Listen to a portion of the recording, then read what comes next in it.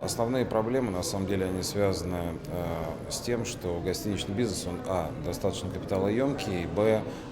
с точки зрения инвестиционной окупаемости, довольно длительный по срокам. Соответственно, отсюда вытекают две проблемы. Да? То есть первое, то, что на реализацию таких проектов нужна достаточно приличная сумма инвестиций. Да? То есть второе, в стране существует недостаток проектного финансирования, да, что, соответственно, накладывает отпечаток на многие проекты, на их окупаемость, потому что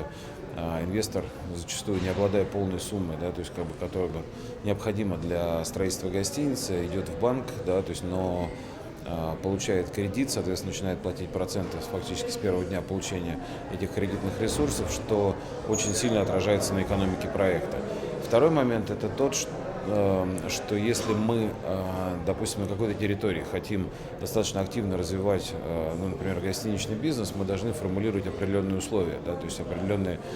льготы и преференции, потому что если обе стороны понимают, что этот бизнес,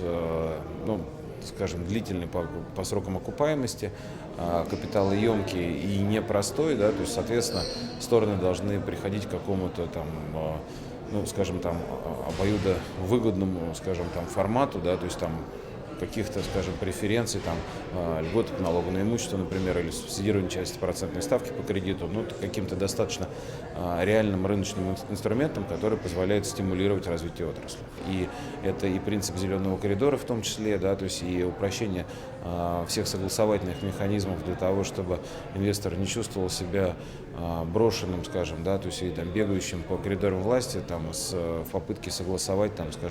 или иные свои инициативы.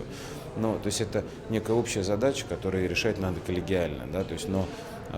у региона всегда больше ресурсов, чем у любого инвестора, да, то есть поэтому это очень важно, выстраивать эти взаимоотношения на взаимовыгодных условиях и с пониманием того, что одна сторона